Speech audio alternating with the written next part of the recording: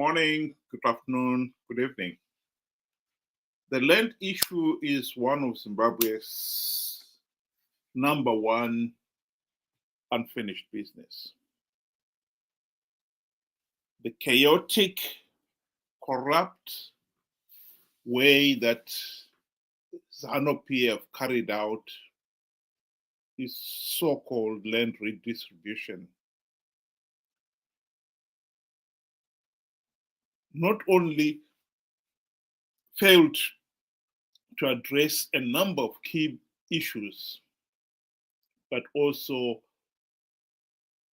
made Zimbabwe's economic collapse, accelerated it at the very least, if not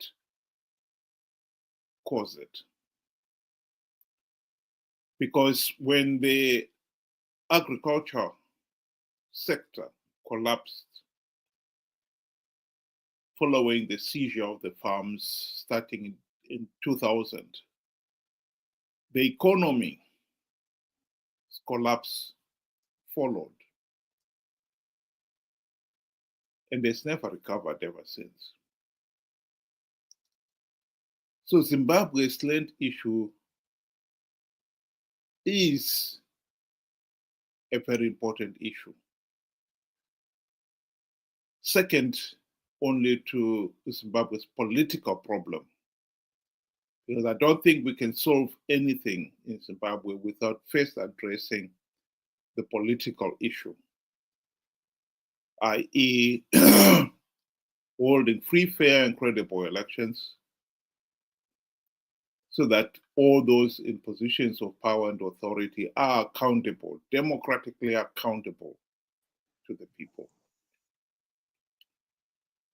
And those democratically accountable leaders will have to address the economic issues.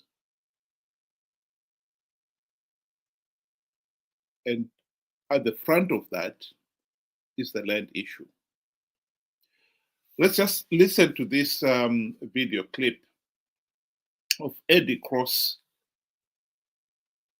giving an interview on the land issue and some of the issues that he brings up, and then we'll discuss it.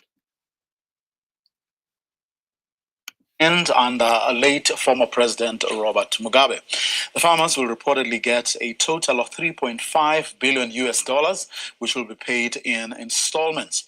The first $20 million is supposed to be disbursed before the end of October. According to the government, this is part of a broader effort to revive the country's agricultural sector. I'm now joined by Eddie Cross, economist and a former member of the National Assembly of Zimbabwe. Eddie, very good afternoon to you. Thanks very much for your time. Would you say that what happened here, the farms situation, was solely responsible for the collapse of the country's agricultural sector? Very much so. There's no doubt about that. I think the government of the day at that time expected that simply changing the ownership of the farms would not interfere with agricultural production, but in fact, it led to a complete collapse of not just commercial agriculture, but also agriculture throughout the economy. The small-scale sector in the informal economy the output fell by as much as the formal sector when this program was implemented back in 2000. What did the people who got to get the farms actually do, or should I say, not do? Well, there were, at the end of the process, we were left with about 300 white farmers still on their properties. Why they were selected for special treatment, I have no idea. But I suspect it was collaboration with the authorities in their areas. And then there were about of the 4,800 white farmers who were dispossessed at that time, the great majority were farming in the north of the country, and the farms where they were taken over, around about 8 million hectares, were divided into about 180,000 properties. And these were classified into two categories, A1 and A2 settlers. A2 settlers were limited to about 500 hectares and A1 settlers to about 10. And as a consequence of that, we saw very large areas of the agricultural sector were in fact abandoned, mainly because the new occupants of these properties simply had no idea what to do. But did those who kept their farm, whether they were collaborators or whatever, do better than those who took over the farms from the white settlers who were? Oh yes, by and large, the farmers who remained farming were able to maintain output on their farms, and that included the agribusiness sector. The agribusiness sector was not substantially affected by this program. The program was largely politically driven because the white farmers had supported the opposition back in 2000. And they wanted to, a bit like the Russian kulaks under Stalin in 1933 in the Soviet Union, where they were independent farmers who were wiped out by the then regime. Mugabe had exactly the same objective. The agribusiness sector, very large commercial industrial farms, Triangle, Hippo, Northern Estates, these farms were largely left alone and were able to continue farming without interruption. The only thing they lost was their title rights. They were not able to use their land as collateral for bank borrowing. I mean, if one looks at the country's external debt, which amounts to $12 billion, one wonders whether the compensation that people are going to receive is in fact affordable. Can the country afford what is being promised here? Well, our national debt, in fact, is 21 billion. It's not 12 billion. It's 21 billion. Of that, about 12 is owed to foreign creditors, and 9 is owed to domestic creditors. It's not a great deal of money. In fact, it's probably about 40% of our GDP. So we are relatively underborrowed as a country. The national debt is not really the problem. The problem is that we're in arrears, we've not been servicing it, we're subject to penalty interest rates and all sorts of other things related to that. And the threat. Ben, what do you think? Good day to you and good day to all viewers. Thank you for joining us. You know, I'm glad we actually had a chance to actually go into the in-depth of the whole land reform program or land redistribution program. Well, my take is, you know, every time when there is, you know, disgruntlement and, you know, unsettlement within ZANU PF ranks, ZANU PF, you know, the top brass, they bribe themselves out of the situations, if I may say. And we have seen this over, you know, and over again, where, you know, where there's unrest, and, you know, when the war veterans were not happy with the situation within, you know, ZANU PF, they were given, you know, $50,000, you know, dollars to hush hush. Recently, to the most recent, where they again were not happy with the situation, and they were given title deeds, 2 or 3 bedroomed houses, and a bicycle on top of that. You know, all these things are just rush decisions. And this is the same thing with what happened with the fast track reform program. ZANU PF needed to take the attention away from them, and they found the perfect, you know, solution. Let them go and fight each other for the what? For that land.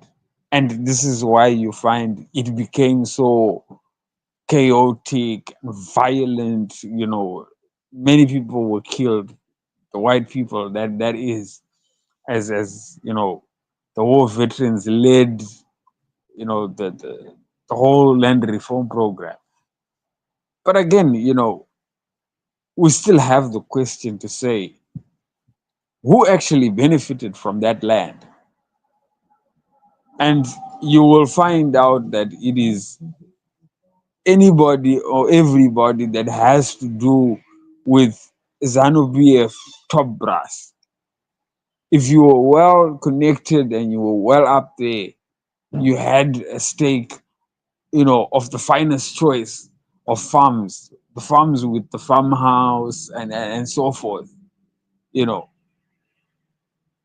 it didn't really benefit the people. Let's say the truth. It was just chaotic, and up to this day, some guys took vast lands, 3, 4, 5 farms for oneself, and yet the rest of the people, the actual Zimbabweans, which is you and I, we never got anything. In fact, some lost land from that, who are actually Zimbabweans themselves, black Zimbabweans, that is.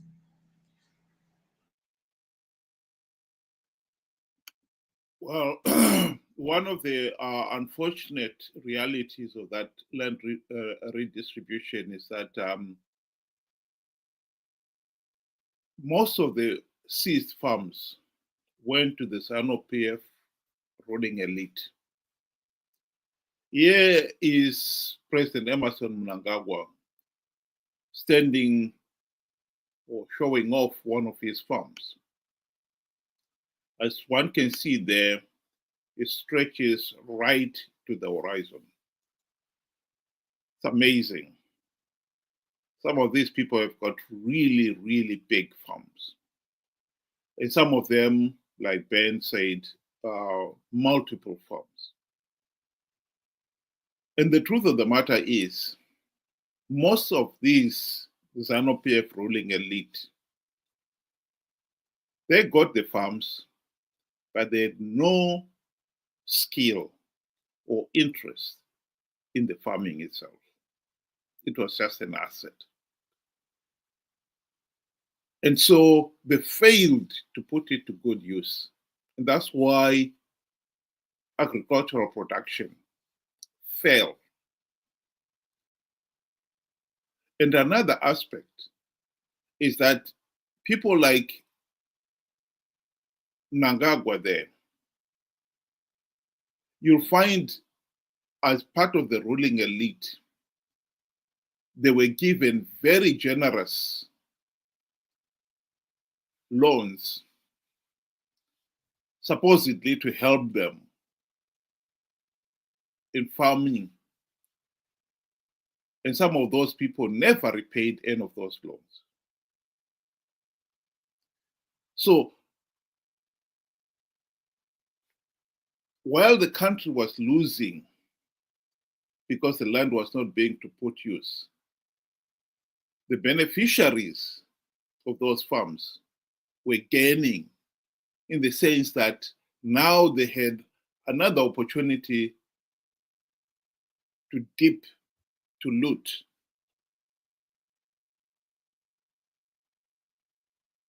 Even after Mugabe went away, because Mugabe was responsible for some of these loans and so forth, Mnangagwa, when he took over, he too had command agriculture. And the essence of command agriculture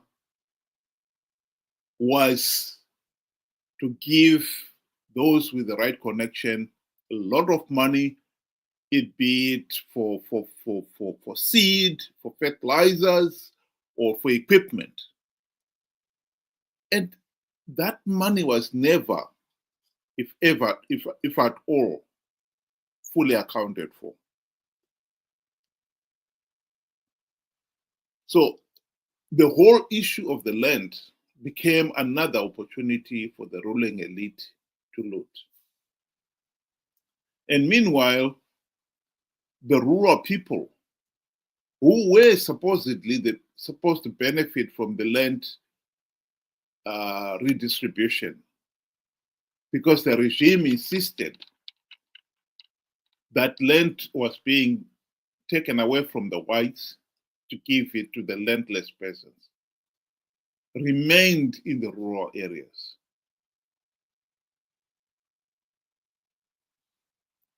And worst of all, they were never allowed to have title deeds even to those few acres where their mud hut is built. So these are some of the big issues on the land issue that must be addressed, particularly the issue of giving title deeds to the rural areas.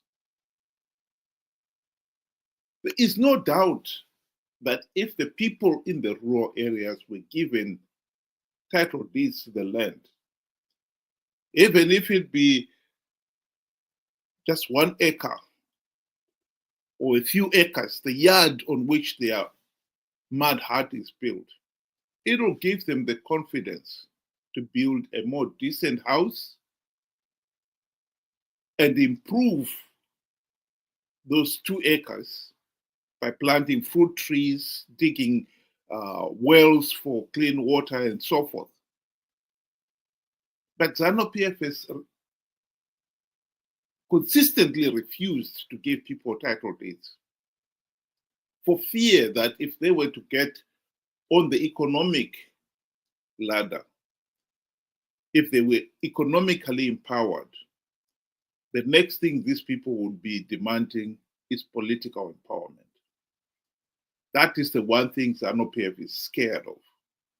ZANU-PF does not want the rural people to be politically empowered. And so the regime is deliberately keeping them poor for its own selfish political ends. Ironically, this was the same policy of Ian Smith's white regime. He too refused to give the rural people title deeds for the same reason. Ben. I mean, if we were to really ask the question, what was the land reform program for and who was it for? You know, a classic and most disgusting example can come up, which is Bona Mugabe, the daughter of the late Robert Mugabe, who, in her divorce settlement, the husband was claiming a share of, over, I think, probably 17 farms. These farms were, equivalent to the size of Lesotho. Just one person owned that much. They didn't work for it. They didn't go to war for it. They didn't, you know, do much, or they didn't do anything for it, but they were beneficiaries to that vast land. And then you flip the coin, and rightfully, like you said, you showed a picture of 2 hearts, you know, probably and most likely that land that, the 2 hearts occupy is the owner doesn't have the title deeds to that place. You know, it's under the chief, and the chief just cuts you a portion. You don't know when they will decide, they've had enough of you. You should be able to move or, relocate. Another classic example is what is happening, in Harare. We were talking about the rural. Let's go into the urban areas. Over 22,000 houses, residential stands, residential houses that have already been built are set to be bulldozed down. Who is to benefit from the land except, the citizens themselves? If the citizens cannot even now build a house within just a small yard, forget about an acre, a small yard, 300 by 300 square meters, and they are not safe, then can we truly say that there was a land reform program in Zimbabwe that benefited Zimbabweans? The answer is no. This was just a political, act to try and hush, the top brass or those loyal to ZANU PF who were now, restless. And it was never about the citizens whatsoever. And it's sad. Here is a man, you know, you can see, he doesn't really own anything. If he had something going on for him, he wouldn't be, in this type of shape and form. This is somebody that is just moving from, pillar to post, waiting for ZANU PF handouts. They would have been better off if, like you said, they had title deeds to some portion of land. They could use it to get, loans and try and uplift themselves from poverty. But ZANU PF has made sure that you are always dependent on them, and that you do not spread your wings and fly, lest you fly for good. This is why ZANU PF has refused the citizens of Zimbabwe ownership to the land and land that belongs to them. The other issue that is of serious concern is this issue of compensation. The Mnangagwa regime has agreed to pay the white farmers 3.5 billion US dollars. I think it should be clarified here that when most, if not all, of these farms were seized from the whites, they were told they could only live with the clothes and there may be a few other things that they could take with them. If it was a commercial farm for cattle, they were told they could not take away the cattle or sell them. If there was crops, in some cases, the regime waited for them to harvest the crops and then put them out. They didn't even benefit from selling the crops that they'd harvested. And all the other improvements that the white farmers would have done on that farm, be it building dams, barns, etc., they were not to benefit from any of it. And so the compensation is not so much for the land,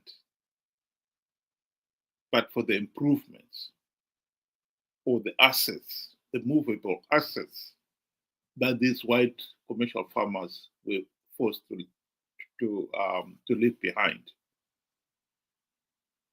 If the truth be told, most of these people who got the farms inherited all those assets and did not pay a single penny for them. And some of those people are still on those farms. The ordinary Zimbabwean, the ordinary taxpayer, who is now being asked to pay the compensation, the 3.5 billion US dollars is coming from the taxpayers, did not benefit anything from this. This is a regime that benefited from the looting of the white commercial farmers, and maybe out of guilt is realizing, okay, we need to compensate them. And then it's turning around to the taxpayer to pay the compensation. It is an outrage. Why is it that people like Mnangagwa, who walked into a farm like this, got all the crops that were on it, all the improvements that were on it, the big house, everything, are not being asked to pay a single penny to contribute towards compensating the original farm owner? And yet the ordinary Zimbabwean who got nothing from the seized farms is now being asked to pay. There is no doubt that in Zimbabwe, the issue of the land is a big issue. The way it was handled has created a lot of injustices. And many of them are still outstanding and they need to be addressed. And one can only hope that we'll be able to address the undermining political issues that has allowed people like Mnangagwa to stay in power, to rig elections and stay in power. Because as long as people like him have got the carte blanche power to rig elections and stay in power, I don't think we'll ever address the land issue and many other issues adequately and get them properly settled. Ben, give your closing remarks. Now, in closing, I think, you just touched on a very, very, interesting and sad truth to say, the whole of this transaction that happened with the whole land reform program, you find out that the ordinary Zimbabwe, whether in the rural areas and in the urban areas, they have not benefited anything from the so-called land reform or land grab. Just a faithful few within Zanu PF managed to hoard all the land for themselves and all the prime land with well-established properties and equipment in there. They hoarded everything for themselves, and unfortunately the ordinary Zimbabwean lost out in the transaction. And the unfortunate and the most disrespectful thing is now that ZANU PF expects the ordinary poor Zimbabwe to pay for what they got, for what they benefited themselves only. That is harsh. So the answer to, was there a real land reform program in Zimbabwe? The answer is no. There is no land reform program that benefited the citizens of Zimbabwe. It benefited just ZANU PF, period. Thank you, Ben. I'll just answer a question from March 11 there. And he's saying, does the reimbursement for the improvements of seized farmland require an act of parliament to be legal? Well, I don't know. I cannot comment on that, but I'm sure if it does, Parliament can easily pass that bill. And in this particular case, the big issue, like I said in my remark, is, in my view, the very fact that the people who actually benefited from those improvements that were put on the farms are not being asked to pay anything. It's rather the taxpayer who is being asked to fork out. This is actually a recurring problem. Like I said earlier on, that during Mugabe's time, a lot of the ruling elite who got farms got very generous loans from the Reserve Bank to buy equipment, supposedly to help them with their farming.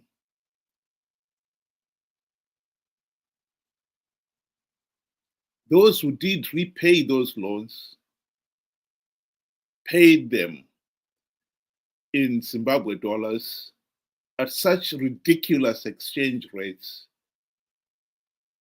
It was laughable. And men never even paid those loans. So it became another looting scheme. And that money has all disappeared to the ruling elite. And so this white farmer compensation is yet another scheme where the ruling elite benefit and the ordinary people do not. And that is the point that I would like to emphasize there.